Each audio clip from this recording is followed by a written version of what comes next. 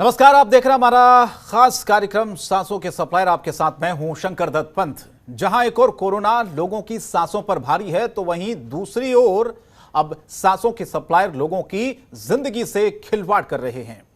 Delhi police oxygen की कमी को देखते हुए लगातार मुस्तैद है, जिसको लेकर छापेमारियां की जा रही हैं। और इसी कड़ी में दिल्ली के खान चाचा रेस्टोरेंट पर छापा मारा गया, तो वहां से सैकड़ों ऑक्सीजन कंसंट्रेटर्स बरामद हुए हैं। जांच में पता चला कि खान चाचा रेस्टोरेंट का मालिक नवनीत कालरा है और लंदन में ऑक्सीजन कंसंट्रेटर्स की कालाबाजारी का प्लान बना था, जिसके बाद अब क्राइम ब्रांच नवनीत कालरा की तलाश कर रही है। अब इसी मुद्दे पर सियासत बहुत तेज हो गई है और पक्ष विपक्ष एक दूसरे पर लगातार वार पलटवार कर रहे हैं। इसी मुद्दे पर हमारे साथ एक खास गेस्ट जुड़ेंगे, लेकिन उससे पहले आपको हम ये रिपोर्ट दिखा देते हैं कि आखिर किस तरह से राजधानी दिल्ली में एक तरफ ऑक्सीजन की किल्लत है और दूसरी तरफ ये सांसों के सप्लायर जो लगातार सक्रिय होते जा रहे हैं। ये रिपोर्ट देखिए पहले। दिल्ली में ऑक्सीजन की कालाबाजारी। खान चाचा रेस्टोरेंट का मालिक नवनीत कालरा फरार। लंदन से जुड़े हैं कालाबाजारी करने वाले नवनीत कालरा के तार। 80,000 में बेच रहा था एक ऑक्सीजन कंसंट्रेटर। कोरोना संक्रमण की दूसरी लहर से पूरा देश जूझ रहा है, लेकिन इस आपदा की घड़ी में भी कुछ लोग मौके का फायदा उठाने से बाज नहीं आ रहे हैं। दिल्ली के कई नामी गिरानी रेस्टोरेंट्स में छापा मारकर पुलिस ने 500 से ज्यादा ऑक्सीजन कंसंट्रेटर्स बरामद किए हैं। गुरुवार को पुलिस ने लोधी कॉलोनी स्थित नेगे जू रेस्टोरेंट में छापा मारा। इस रेस्टोरेंट का मालिक नवनीत कालरा है। इसके बाद शुक्रवार को दिल्ली के पॉश इलाके खान मार्केट के खान चाचा रेस्टोरेंट पर भी पुलिस ने छापेमारी की और कई कंसंट्रेटर्स जब्त किए। जिस तरह से देश भर में कोरोना एक तरह से कहा जाए कहर ढा रहा है, राजधानी में पिछले 24 घंटे में 19,000 मामले आए हैं, 300 से ज्यादा मौतें हुई। वहीं दूसरी तरफ एक तरह से कहा जाए इस दौरान कई गिद्ध भी सामने आए हैं जो ऑक्सीजन कॉन्सेंट्रेटर की बात करें या फिर दूसरी चीजों की बात करें, वो ब्लैक मार्केटिंग कर रहे हैं। ताजा मामला आया है सामने, जिसमें लोधी कॉलोनी पुलिस ने बड़ा एक तरह से लार्जेस्ट जो ऑक्सीजन कॉन्सेंट्रेटर थे, जिनको एक तरह से कहा जाए कि ब्लैक मार्केटिंग की जा रही थी, ज्यादा रेट्स पे उनको बेचा जा रहा था, तमाम चीजें बेची जाती, उस सिलसिले में रेड की, 4 लोगों को गिरफ्तार किया। सबसे पहले गिरफ्तारी लोधी कॉलोनी के एक रेस्टोरेंट में, उसके बाद पुलिस ने रेड की। इस समय में खान मार्केट में मौजूद हूं, खान चाचा, यहाँ पर भी 96 कॉन्सेंट्रेटर जो है वो बरामद किए। फिलहाल जांच की जा रही, क्राइम ब्रांच को भी पूरा मामला दे दिया गया है और लगातार इसमें जो नवनीत कालरा है उसकी तलाश पुलिस कर रही है। दरअसल वो जो लोधी कॉलोनी में जो रेस्टोरेंट बार था जहां पर रेड की गई थी, वहां का वो मालिक बताया जा रहा है। फिलहाल पुलिस का कहना है कि जांच के बाद और स्थिति साफ हो पाएगी। लोगों ने यहां भी सांप्रदायिकता का जहर घोलना शुरू कर दिया है और आवाज उठा दी है कि खान चाचा रेस्टोरेंट का मालिक मुस्लिम है। लेकिन जब पता चला कि इस रेस्टोरेंट का मालिक नवनीत कालरा है और खान चाचा के बच्चे पहले ही उससे अलग हो चुके हैं, तो तब जाकर मामला शांत हुआ। हमने 2010 से 2016 तक नवनीत कालरा के साथ पार्टनरशिप करी थी खान चाचा में, और उसके बाद उसने बहुत सारी चीज़ें करी। फिर उसने परेशान करना स्टार्ट कर दिया, तो 2016 में हम कोर्ट गए। हमने उसके साथ तब से काम बंद कर दिया था। 2016 से 2020 तक हम उससे अलग थे, और उसके बाद जो पेंडेमिक टाइम आया 2020 में, तो हमें अपना काम हम करे थे रूल द रूल्स के नाम से, और हमें अपने काम पे ही फोकस करना था। तो फिर हमने घर पे मशवरा करा, खान चाचा नाम हमने उनको दे दिया और आउट ऑफ कोर्ट सेटलमेंट कर लिया। फिर हमने सलीम जावेद के नाम से रूल द रूल्स के नाम से अपना काम करते हैं। अल्लाह का शुक्र है, हमारे वालिद साहब ने हमें अपना हुनर सिखाया और सारे कस्टमर हमारे पास आ गए। तो हम किस लिए लड़ रहे थे, तो हमने अपना ब्रांड उनको दे दिया था, एज ए ब्रांड दिया था उनको कि उसको वो केयर करें। मगर अफसोस है कि उन्होंने इसका नाम ख़राब करा है और हमें तकलीफ़ होती है जब इस तरीके से चीज़ें आ रही हैं। पर अल्लाह का शुक्र है, लोग भी साथ दे रहे हैं, सब इस चीज़ को क्लैरिफिकेशन कर रहे हैं कि जो खान चाचा ब्रांड है उसको नवनीत कालरा चला रहा था। और हम यही क्लियर करना चाहेंगे कि इस कंट्रोवर्सी में हमारा कोई हिस्सा नहीं है और हम लोग 2016 से ही उनसे अलग हो चुके हैं। लेकिन काफी दुख वाली बात है कि नाम खराब। जी अफसोस है, कलंकित कर रहे हैं, वो दुर्भाग्यपूर्ण। इस पूरे गोरख धंधे में नवनीत कालरा को मास्टरमाइंड माना जा रहा है। पुलिस नवनीत कालरा की तलाश कर रही है। इस मामले के तार लंदन से भी जुड़े होने की बातें सामने आ रही है। पुलिस के मुताबिक लंदन में ऑक्सीजन कंसंट्रेटर्स की कालाबाजारी करने का प्लान बना और उसके बाद नवनीत कालरा के रेस्टोरेंट में रखकर इन कंसंट्रेटर्स को बेचा जा रहा था। वहीं अब इस केस को क्राइम ब्रांच को सौंप दिया गया है। जनतंत्र टीवी के लिए चिराग गोठी के साथ जुबैर खान की रिपोर्ट, दिल्ली। तो चर्चा की शुरुआत करें उससे पहले कुछ सवाल आज के हमारे हैं वो आपको बता देते। सबसे पहला सवाल हमारा आज का यह है कि आखिर कब गिरफ्तार होगा नवनीत कालरा, सबसे बड़ा सवाल यह है। दूसरा सवाल यह है कि सांसों के सप्लायरों पर कब पूरी तरह से शिकंजा कसा जाएगा। सवाल नंबर तीसरा यह है कि महामारी के दौर में कैसे रुकेगी ऑक्सीजन की ये कालाबाजारी। तो चलिए चर्चा की शुरुआत करते हैं। खास मेहमान मेरे साथ जुड़ चुके हैं, रमाकांत मिश्र जी हैं, प्रवक्ता हैं भारतीय जनता पार्टी के। बहुत बहुत स्वागत है रमाकांत जी आपका। अथर जैदी साहब प्रवक्ता आम आदमी पार्टी से जुड़ चुके हैं, आपका भी स्वागत है।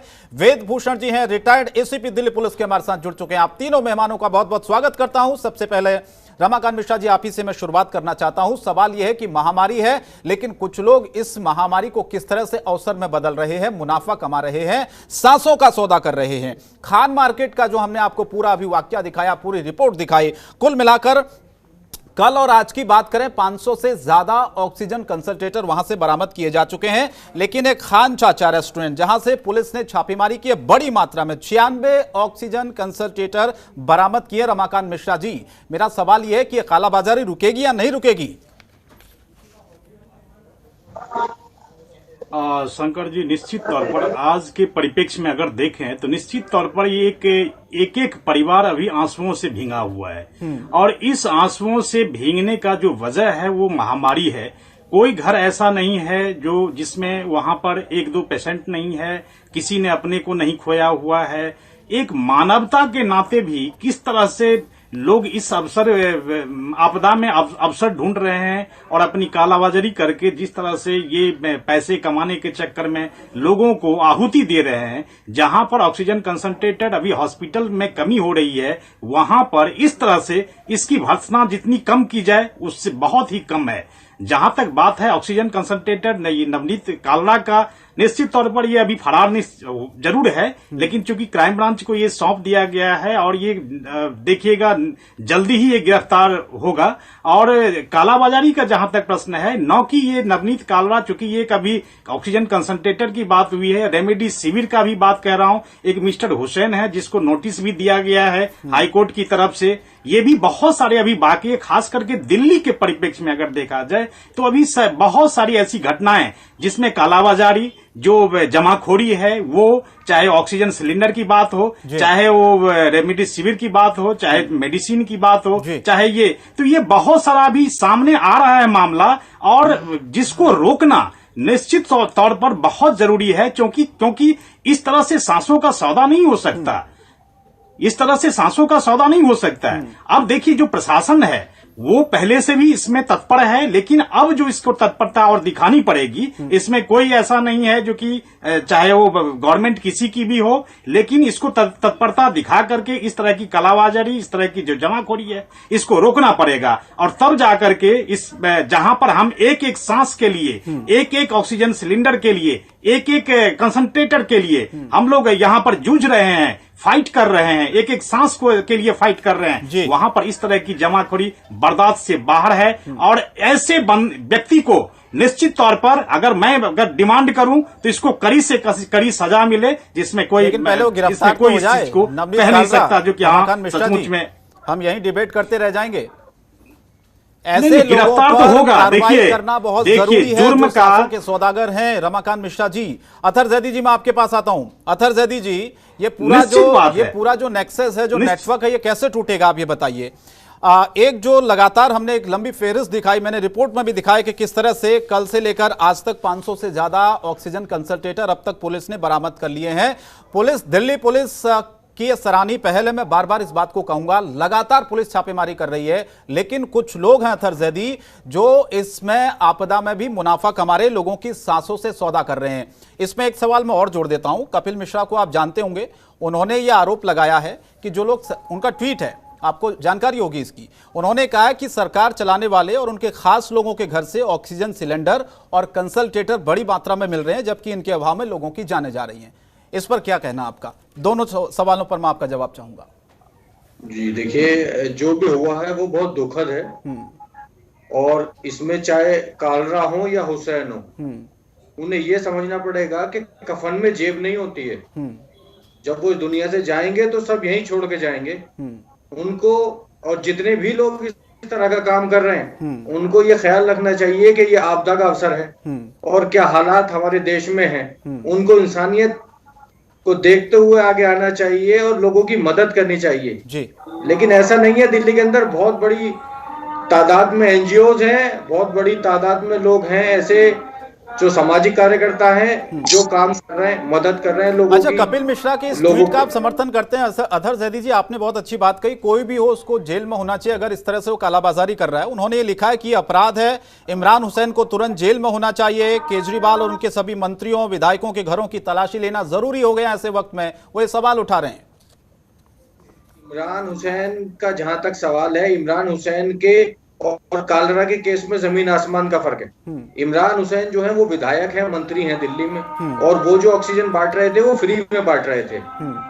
वो सेवा कर रहे थे अपने इलाके में लोगों की, क्योंकि आप जानते हैं दिल्ली के अंदर एक बहुत बड़ा नंबर ऐसा है जो लोग घर पे रह के ऑक्सीजन ले रहे हैं, जिनको हॉस्पिटल में ऑक्सीजन नहीं मिल रही, वो घर पे भी एसिम्प्टोमेटिक हैं, वो ले रहे हैं। तो इस तरह के एनजीओ दिल्ली में बहुत सामाजिक कार्यकर्ता ऐसे हैं जो ऑक्सीजन फ्री बांट रहे हैं। इसमें ये सवाल उठ रहा है ना अतहर जैदी जी, कहीं ब्लैक में ऑक्सीजन का स्टॉक तो नहीं रखा गया है और कहां से वो आया?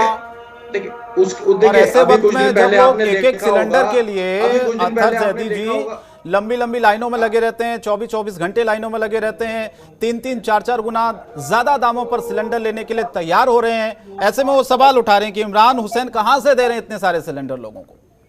नहीं, इमरान हुसैन फ्री में बांट रहे हैं। पहली चीज तो ये है, जो लोग पैसे में बांट रहे हैं और ब्लैक कर रहे हैं उनको पकड़ा जाना चाहिए, उनके खिलाफ कार्रवाई होनी चाहिए। दूसरी चीज, अभी कुछ दिन पहले गौतम गंभीर भी अपने घर से एक सांसद होने के नाते दवाइयां जो हैं वो सप्लाई करा रहे थे। तो देखिए, ये जनप्रतिनिधि हैं, इनकी जिम्मेदारियां हैं कि अगर कहीं जिस लेवल पे भी मदद कर सकते हैं जनता की, इन्हें करना चाहिए। और हाईकोर्ट ने जो जवाब मांगा है वो उनकी लीगल टीम जवाब दे रही है। तो कपिल मिश्रा के परिप्रेक्ष्य में मैं कुछ नहीं बोलना चाहता, क्योंकि वो आप जानते हैं कि वो किस तरह के ट्वीट कर रहे हैं और वो राजनीति कर रहे हैं इस पे प्योर आम आदमी पार्टी और बीजेपी की। जबकि ये ऐसा वक्त है कि आम आदमी पार्टी हो, बीजेपी हो, कांग्रेस हो, सबको मिलकर इस लड़ाई को लड़ना है। ठीक है सर। इसमें एक दूसरे के ऊपर आरोप प्रत्यारोप लगा के राजनीति करने से कपिल मिश्रा को कालाबाजारी रुकेगी कैसे? इसके लिए क्या होना चाहिए अतहर जैदी जी? जी, सवाल रिपीट करेंगे आप अपना? मैं पूछ रहा हूं आपसे कि जो कालाबाजारी हो रही है ये रुकेगी कैसे?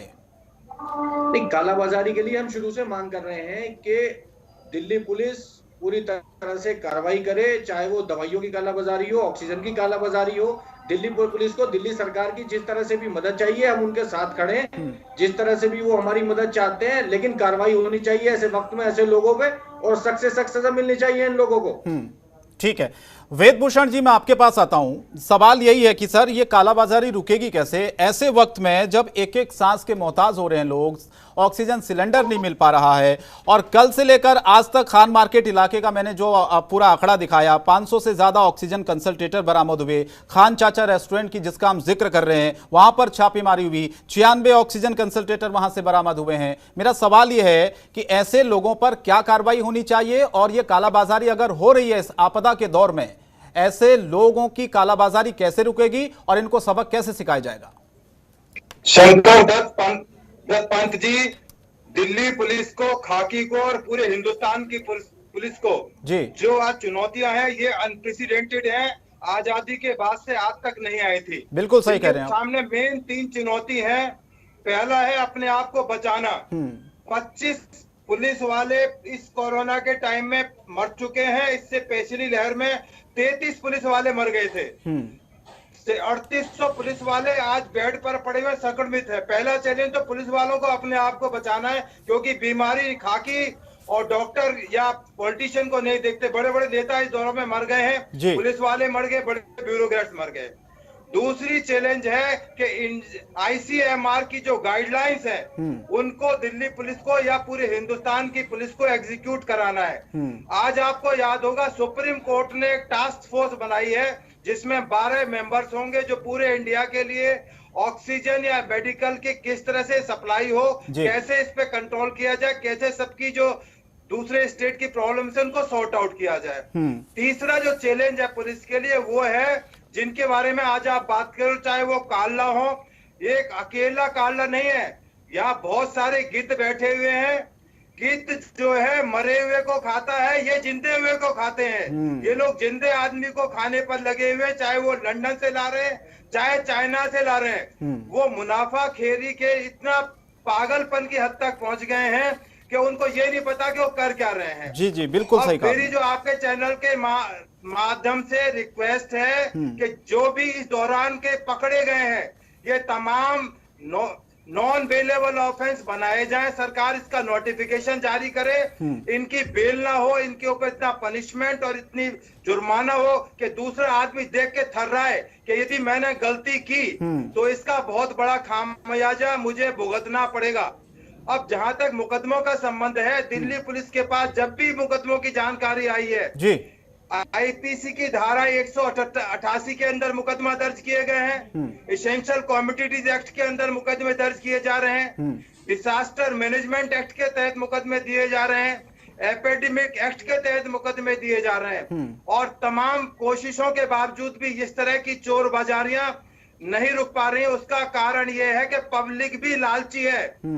मुझे कहने में कोई शर्म नहीं आती है, पुलिस या कमी है सरकार में, आम आदमी पार्टी में, बीजेपी में कमी निकाले, पब्लिक भी उतनी जिम्मेदार है, ये भी उतनी चोरी में भागीदार है। जो महंगे रेट पर रेमडेसिविर खरीद रहे हैं, जो हर चीज से अलग हटकर ऑक्सीजन की चोर बाजारी से खरीद रहे हैं। वेदभूषण जी, ये एक मजबूरी है जनता की, आप समझ रहे हैं सर। मैंने तो कई सारे वीडियोज ऐसे देखे हैं, कई लोगों की बाइट, हम तो लगातार खबरें दिखाते हैं, हाथ जोड़ते हैं मेडिकल स्टाफ के आगे, डॉक्टरों के आगे, बाकी लोगों के आगे कि किसी तरह से इंजेक्शन दिलवा दीजिए, बेड दिलवा दीजिए, नहीं तो मरीज मर जाएगा, पैसे ले लीजिए आप, पैसों की कमी नहीं है। मजबूरी उनकी भी समझना बहुत जरूरी है सर। हमें, मैं आपके पास लौट रहा हूँ। जी जी बिल्कुल, सिस्टम तो तभी बनेगा ना जब, हाँ, सिस्टम बनाने की जरूरत है। आपने बहुत अच्छी बात कही वेदभूषण जी। चिराग कोटी के पास चलते, मेरे सहयोगी जो लगातार स्टोरी को कवर भी उन्होंने किया है। चिराग, ये जो कालाबाजारी हो रही है, जिसका नवनीत कालरा जो नाम सामने आ रहा है, जैसा कि वेदभूषण जी बता रहे हैं कि एक नवनीत कालरा नहीं है, न जाने कितने ऐसे नवनीत कालरा है जो सांसों के सप्लायर हैं, सांसों के सौदागर हैं, जिन पर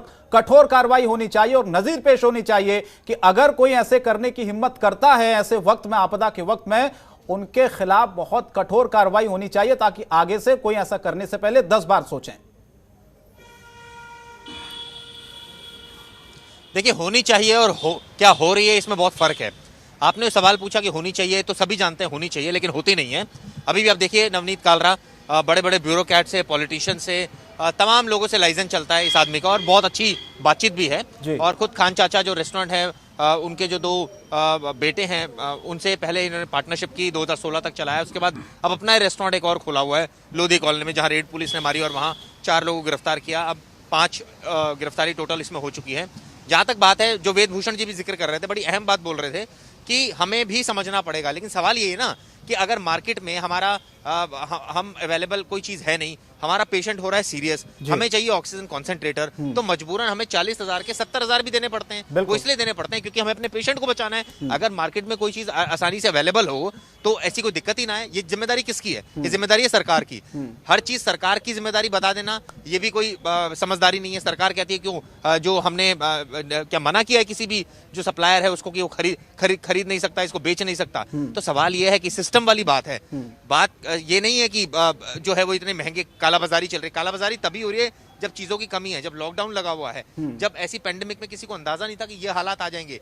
आदमी जो है घर पर आराम से बैठा और उसकी सांसें उखड़ने लगी, और जब वो हॉस्पिटल जाने की कोशिश कर रहा है तो अस्पताल नहीं है, उसके लिए बेड अवेलेबल नहीं है, उसके लिए मेडिसिन नहीं है, तो आदमी क्या करेगा? वो यही करेगा जो मजबूरन कई लोग कर रहे हैं। और जो आदमी कालरा जो इस तरह की हरकतें कर रहा है, जो बेच रहा है, ऑब्वियसली वो गलत है। ऐसे में इंसानियत एक चीज होती है, नहीं करना चाहिए, लेकिन वो कर रहा है। अब जो आदमी जो पैसे वाला है वो इसको अफोर्ड जो कर सकता है वो कर रहा है अफोर्ड, या नहीं भी कर सकता तो किसी ना किसी तरह से वो इसको जो है वो खरीद रहा है। तो ये पूरे सिस्टम को समझने की जरूरत है। ये सिर्फ ब्लेम गेम करने पार्टी के ऊपर की बात नहीं है। At the end Delhi police तो कार्रवाई कर रही है, रोज ही कर रही है। रोज हमें हर डिस्ट्रिक्ट से ऐसे 2 ऑक्सीजन सप्लायर के बारे में जानकारी मिलती है, 4 के बारे में मिलती है जो पकड़े गए हैं। तो कार्रवाई एक जगह अपनी जगह है, वहीं दूसरी तरफ जो गिद्ध है वो अपना फायदा उठा रहे हैं। अब नवनीत कालरा को देखना होगा क्राइम ब्रांच कब तक गिरफ्तार करती है। बिल्कुल, ये बड़ा सवाल है कि कब गिरफ्तार होगा नवनीत कालरा, इस सांसों का सप्लायर। मैं रमाकांत मिश्र जी आपके पास आता हूं। रमाकांत जी, मैं आपके पास आता हूं। ये सिस्टम की जो बात वेद भूषण जी भी कह रहे हैं, चिराग भी कह रहे हैं, सिस्टम एक होना चाहिए जो कि एक जिम्मेदारी सरकार की भी इसमें बनती है कि जब पता था कि ऐसी परिस्थितियां आने वाली है तो कुछ लोग कालाबाजारी करते हैं, चाहे वो किसी भी तरीके की आपदा हो, किसी भी तरीके का संकट देश में आता हो, तो एक जिम्मेदारी पहले से ही होनी चाहिए सरकार की कि उन चीजों की जरूरत ज्यादा हो, जिन चीजों की जरूरत ज्यादा है उसकी सप्लाई ज्यादा हो। जब चीजें ही कम होंगी तो जाहिर तौर पर नवनीत कालरा जैसे लोग 20-20 हजार के ऑक्सीजन कंसंट्रेटर को 70-70, 80-80 हजार रुपए में तो बेचेंगे ही ना। लोगों को तो अपनी जान बचानी है ना रमाकांत मिश्रा जी, वो क्या करें, उनके पास ऑप्शन क्या है? निश्चित बात है, निश्चित बात है। देखिए ऐसा है, सिस्टम नहीं है ऐसा कुछ नहीं है, सिस्टम है और सिस्टम को पॉलिश करने की जरूरत है। आखिर उस सिस्टम की जरूरत कहाँ है और कब जरूरत होती है? देखिए किसी न किसी को अगर मान लीजिए सांस अगर अंतिम क्षण पे है और सांस बचाने की जद्दोजहद है तो ये निश्चित है। देखिए आप पब्लिक को इसमें दोष नहीं दे सकते। मैं मेरे हिसाब से, मेरे अनुभव के हिसाब से होता क्या है, इसमें पब्लिक को दोष देने से, देखिए एक व्यक्ति का अगर मान लीजिए कोई बेटा अंतिम क्षण पे जा रहा है और उसको ऑक्सीजन कंसंट्रेटर की जरूरत है तो वो उस टाइम में पैसे नहीं देखता है, वो देखता है जो कि हमारा बेटा कैसे जिंदा हो, हमारी मां कैसे जिंदा हो, हमारे परिवार के सदस्य कैसे जिंदा हो। लेकिन अब इसी में से कोई कालाबाजारी कर रहा है, वो भी किसी का बेटा है, वो किसी का ये है। उस भावना को देखते हुए देखिए महामारी का समय है, यहां पर इंसानियत जब इंसानियत मर जाती है उस टाइम में सिस्टम बिल्कुल फेल हो जाता है।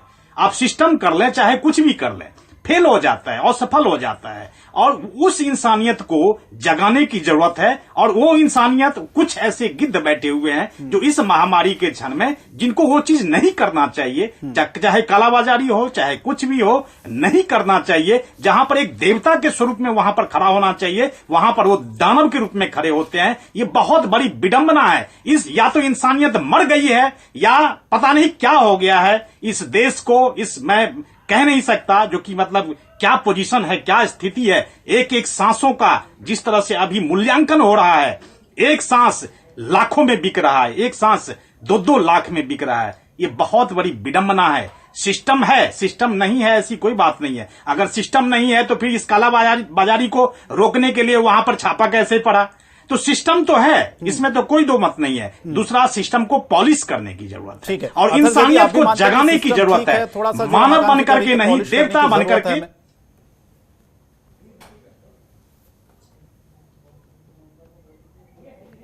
अथर सैदी जी। जी,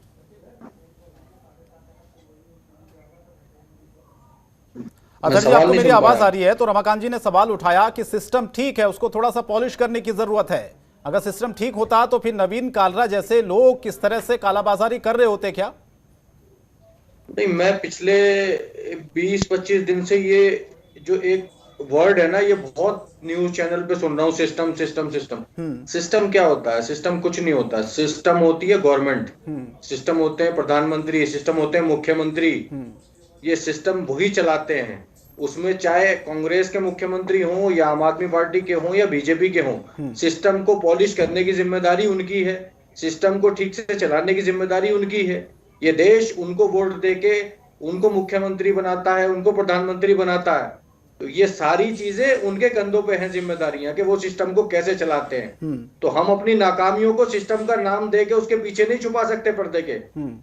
जहां पे भी ये गलतियां हो रही हैं, चाहे वो कालाबाजारी हो रही है, चाहे वो दवाइयों की हो या ऑक्सीजन की हो, उसकी जिम्मेदारी वहां का जो प्रशासन है, वहां का जो एडमिनिस्ट्रेशन है उसकी है। और उस एडमिनिस्ट्रेशन को पूरी तरह से वॉच करने की और उसको चलाने की जिम्मेदारी वहां के मुख्यमंत्री, प्रधानमंत्री, गृह मंत्री की है। तो ये सिस्टम सही नहीं है, जिम्मेदारी हमें ही लेनी पड़ेगी। आज जनता अगर परेशान है तो उसकी परेशानी, अरे आप सिस्टम कहिए या तंत्र कहिए, अरे सिस्टम कहिए या तंत्र कहिए, आप सिस्टम करिए या तंत्र कहिए उसको। आप सिस्टम जो कर रहे हैं, सिस्टम कहिए या हिंदी में उसको तंत्र कहिए। आप कोई जिम्मेदारी नहीं लेना चाह रहा, सिस्टम के पीछे छुपा दिया। अरे आप सिस्टम सही नहीं है। अगर आप दिल्ली में आप रिस्पॉन्सिबिलिटी लिए रहते, अगर आप दिल्ली में रिस्पॉन्सिबिलिटी आप लिए रहते तो आज ये स्थिति नहीं होती, आज ये स्थिति नहीं होती। आप हिंदुस्तान टाइम्स का आर्टिकल देखिए, हिंदुस्तान टाइम्स। आप शंकर जी एक्ट लगाया हुआ है, आपकी जिम्मेदारी। शंकर जी मैं कह रहा हूँ, आप नहीं दे पा रहे ऑक्सीजन दिल्ली को। आप शंकर जी हिंदुस्तान टाइम्स का आर्टिकल देखिए, चाहिए आप कभी हिंदुस्तान टाइम्स का आर्टिकल देखिए। उस आर्टिकल में आपको लिखा हुआ सुप्रीम है, कोर्ट फटकार लगा रहा है। हिंदुस्तान आपको टाइम्स का हाईकोर्ट आर्टिकल फटकार लगा देखिए, रहा है। मैं नहीं कह रहा हूँ, हिंदुस्तान टाइम्स का आर्टिकल देखिए, जो इनका जो सिस्टम किस तरह से, इनका तंत्र किस तरह से फेल हुआ, दिल्ली सरकार का किस तरह से फेल हुआ, वो इनको देखिए। ये बहस कर रहे हैं, लेकिन अपनी कमियों को नहीं देख रहे हैं। ये बहस जरूर करेंगे, लेकिन कमियों को नहीं देखेंगे। अगर ये कमी पूरा किए रहते तो ना आज कालाबाजारी होती, ना आज यहाँ पर बेड के लिए, ना आज ऑक्सीजन के लिए किसी को मरना पड़ता। अपनी कमी को छुपा रहे हैं आप। निकम्मी सरकार, निकम्मी सरकार, अपनी जिम्मेदारी दिल्ली सरकार निकम्मी सरकार, आप केंद्र सरकार निकम्मी सरकार, निकम्मी सरकार। आज एक एक आंसू की कीमत, ये एक एक आंसू की कीमत देना पड़ेगा, इसका जवाब आप लोगों को। आप अपने निकम्मेपन को छुपा रहे हो, अपने निकम्मेपन को छुपा रहे हो। निकम्मा सरकार, निकम्मी सरकार, दिल्ली सरकार निकम्मी सरकार। एक बेड नहीं मिल रहा है यहाँ पे, रमाकांत जी, एक बेड नहीं मिल रहा है यहाँ पे। ऐसे आरोप लगाने से नवीन कालरा जैसे जो लोग कर रहे हैं ना सर कालाबाजारी, उनको और बल मिलता है, और बल मिलता है। और इसी तरह से कालाबाजारी होती रही तो सिस्टम पर तो सवाल उठेंगे ना रमाकांत जी, अथर जैदी जी, वेदभूषण जी। आपने कहा ठीक है, उसे थोड़ा पॉलिश करने की जरूरत है, मैं भी इस चीज को मानता हूं, लेकिन दिल्ली पुलिस की सराहना मैं इसलिए यहां पर करना चाहता हूं कि इस कोविड काल में भी, जैसा कि वेदभूषण जी बता रहे थे कि बहुत सारे पुलिसकर्मी कोविड पॉजिटिव, सराहना की जाए उतनी कम है। ठीक, बहुत पुलिसकर्मी पॉजिटिव हैं और लगातार डटे हुए हैं, अपना फर्ज भी निभा रहे हैं। यहां तक कि ऑक्सीजन की जो सप्लाई है दिल्ली पुलिस ने कई जगहों पर की है, अपना फर्ज निभाया, और लगातार दिल्ली पुलिस डबल रोल कर रही है। आप ये देखिए, जो ऐसे कालरा जैसे लोग हैं उनके खिलाफ दिल्ली पुलिस लगातार कार्रवाई कर रही है अपनी जान हथेली पर रखकर। और दूसरी तरफ आप ये देखिए कि सिस्टम पर जो हम सवाल उठाते हैं ना रमाकांत जी, अथर जैदी जी, उस पर हमको ध्यान देने की जरूरत है कि सिस्टम की जिम्मेदारी आखिर किसकी है। नवीन कालरा जैसे लोग, उनके अंदर इतनी हिम्मत कैसे आई कि 95 ऑक्सीजन कंसंट्रेटर लाकर उन्होंने रखे हुए हैं, करोड़ों रुपए का अब तक मुनाफा कमा चुके हैं और किसी को इसकी कानो कान खबर तक नहीं है। हम एक दूसरे पर आरोप यहां पर लगा रहे हैं और सांसों के लिए दिल्ली की जनता आज भी मर रही है। मुझे इस डिबेट को यहीं रोकना होगा। बहुत बहुत धन्यवाद आप सभी लोगों का हमारे साथ जुड़ने के लिए, इस चर्चा में शामिल होने के लिए। सांसों के ऐसे सप्लायर आपने बहुत देखे होंगे, लेकिन नवनीत जो कालरा है, नवनीत कालरा जैसे तमाम ऐसे लोग हैं जो कालाबाजारी कर रहे हैं, सांसों के सौदागर हैं, सप्लायर हैं, उन पर शिकंजा कसना बहुत जरूरी है। हालांकि उम्मीद हम करते हैं कि जरूर इस घटना के बाद पुलिस एक्शन में आएगी और नवनीत कालरा को ही नहीं, नवनीत कालरा के साथ साथ बहुत सारे ऐसे लोग जो कालाबाजारी कर रहे हैं उनको गिरफ्तार करेगी और ऐसी सजा देगी एक नजीर के तौर पर कि आगे कोई कालाबाजारी करने से पहले 10 बार सोचे। फिलहाल आज के लिए इतना ही, लेकिन जनतंत्र टीवी पर खबरें जारी हैं। नमस्कार। खबरों के निष्पक्ष विश्लेषण के लिए सब्सक्राइब करें Jantantra TV and press the bell icon. Never miss any update.